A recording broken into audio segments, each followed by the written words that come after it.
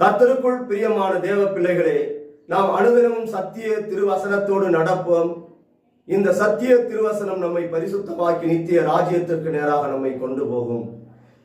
இந்த நாள் தியானத்திற்கென்று 2 தீமோத்தேயு புத்தகம் 3ஆம் அதிகாரம் 12 நாம் வாசிப்போமானால், அன்றியும் கிறிஸ்து இயேசுவுக்குள் தேவ பக்தியாய் நடக்க மனதாய் இருக்கிற யாவரும் துன்பப்படுவார்கள்.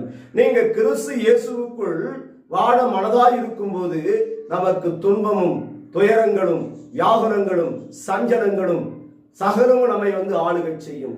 நாம் கர்த்தருக்காக உண்மையாய் வாழ வேண்டும். உத்தமத்திலே நாம் நடக்க வேண்டும். பரிசுத்தத்தின் மேல் இன்னும் பரிசுத்தமாய் ஜீவிக்க வேண்டும். நாம் தேவனுடைய வார்த்தைகளுக்கு செவி கொடுத்து நடக்க வேண்டும். அவருடைய கற்பனையும் கட்டளைகளையும் அவருடைய நியமங்களை நாம் கைகொண்டு நடக்க வேண்டும். தேவனாகிய கர்த்தர் அவருடைய வார்த்தைகளுக்கு நாம் கீழ்ப்படிந்து நடக்க வேண்டும் என்று சொல்லி அவர் விரும்புகிற பிரகாரமாய் நாம் தெய்வ பக்தி உள்ளவர்களாய் தேவனுக்காக வாழும் போது, நாம் தேவனுக்காக ஜீவிக்கும் போது நமக்கு வருகிற உபத்திரங்கள் மகா பெரியதாய் காணப்படும். நமக்கு அநேக காரியங்களை வேதத்திலே சிஷ்டாந்தங்களாய் என் தேவனாகிய கர்த்தர் நமக்கு முன்மாதிரியாய் வைத்து கடந்து போயிருக்கிறார். யோபனுடைய சரித்திரத்தை ஆராய்ந்து அறிவோமானால், அவன் உத்தமனும் அவன் சன்மார்கனும் தேவனுக்கு பயந்து பொல்லாப்புக்கு விலகுகிறோமாகிய யோபு. இந்த யோபை குறித்து கர்த்தர் சாட்சி கொடுக்கிறார்.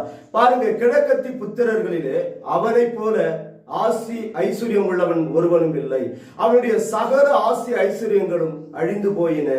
தனக்காய் கொடுக்கப்பட்ட பிள்ளைகளும் இறந்து போனார்கள். ஆனால் என் தேவனாகிய கர்த்தர் அவனை இன்னுமாய் என்ன பண்ணாரு? தன் சரீரத்திலே நோய்களை உண்டாக்கி அவனுக்கு சரீரத்தில் சீவும் ரத்தமாய் வடிஞ்சு ஓடுகிறது. அப்பொழுது யோபு சாம்பலிலே உட்கார்ந்து சாம்பலை எடுத்து அந்த ரத்தமும் சீவும் வருகிற இடங்களிலே அந்த சாம்பலை பூசினான் என்று சொல்லி நாம் வேதத்திலே பார்க்கிறோம். தன் வாயினாலே தூஷணமான வார்த்தைகளையும் யோபு பேசாதபடிக்கு தன் உத்தமத்திலே அவன் நடந்தது நிமித்தமாய் பாருங்க, உலகத்திலே சகலவற்றை அவன் இழந்து போய் காணப்பட்டான்.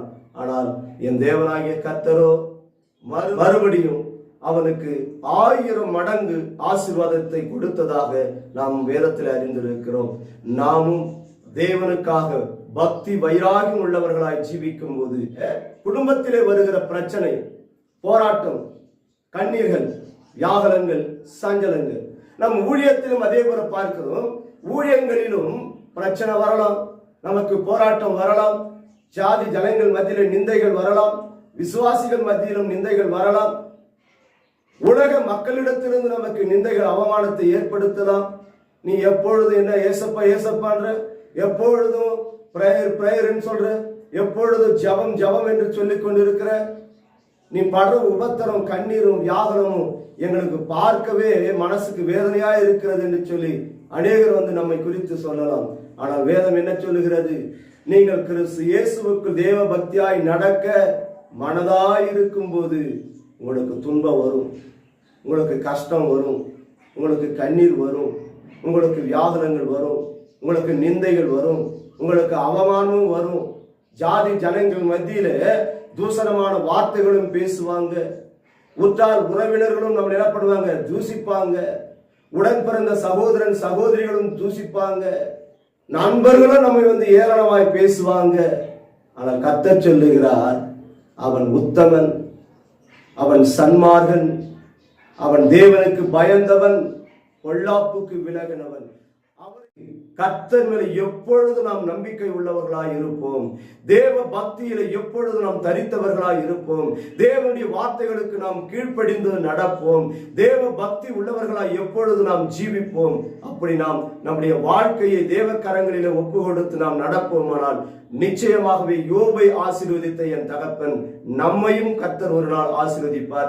இந்த இம்மைக்குரிய ஆசீர்வாதத்தை நிச்சயமாய் பரிபூர்ணமாய் நமக்கு கர்த்தர் கொடுப்பார்.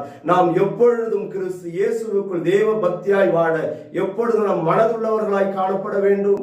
நமக்கு வருகிற துன்பத்தை, துயரங்களை குறித்து, வியாகுலங்களை குறித்து, சஞ்சலங்களை குறித்து தேவனை ஒரு நாளும் நாம் முறுமுறுக்கவே கூடாது. கர்த்தருக்காக நாம் வாழ்வோம். கர்த்தருக்காக நாம் எழுந்து பிரகாசிப்போம். கர்த்தர் சொன்ன வார்த்தைகளுக்கு நாம் கீழ்ப்படிந்து நடப்போம்.